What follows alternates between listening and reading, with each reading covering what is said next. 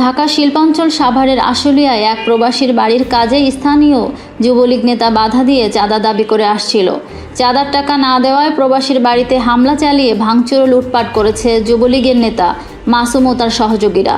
এ ঘটনায় থানায় অভিযোগ করেও কোনো প্রতিকার পাচ্ছে না ভুক্তভোগী। আশুলিয়ার চিত্রশাইল এলাকায় সৌদি আরব প্রবাসী আবুল কালাম দোতলা একটি বাড়ি ক্রয় করেন।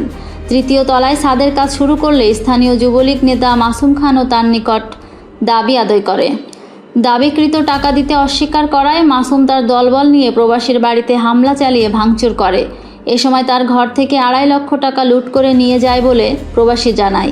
তিনি আরও বলেন, দেশীয় অস্ত্র দিয়ে আমার বাড়ির 7টি থাইয়ের জানালা এবং 3টি লোহার দরজা এবং 3টি কাঠের দরজা ভাঙচুর করে আনুমানিক ক্ষতি হয়েছে আরও 4 লাখ টাকা।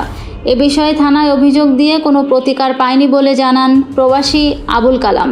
সন্ত্রাসীদের অব্যাহত হুমকিতে দারুণ নিরাপত্তাহীনতায় ভুগছে প্রবাসী ও তার পরিবারের সদস্যরা। এ বিষয়ে জানতে চাইলে আশুলিয়া থানার এসআই নাজমুল হাসান বলেন, ওই মামলার আয়ু সাইফুল স্যার, তবে আমি ঘটনাস্থলে গিয়েছিলাম। যতটুকু জানতে পেরেছি, ওই এলাকার হারামি মাসুদ ওই বাড়ির কাজের জন্য তার সাথে বাকবিতণ্ড হয়।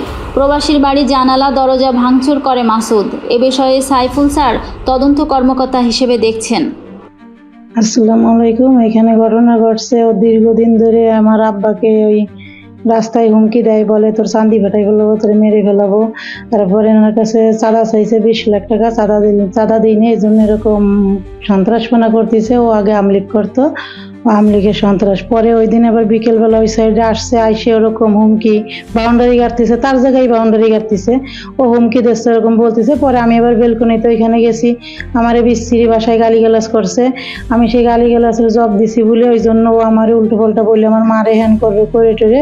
পরে ওইখান থেকে আমার ইট ফিকে মারছে, তা আমি এরকম নিচে হয়ে পড়ছি, এই জন্য আমার গায়ে ইট লাগে নেই। পরে ও ভিতরে আসে আমার এই জালনা টালনা সব ভাঙছে করে, পরে উপরে আসছে, আসে দরজা ভাঙছে, ওর বউ সঙ্গে ছিল।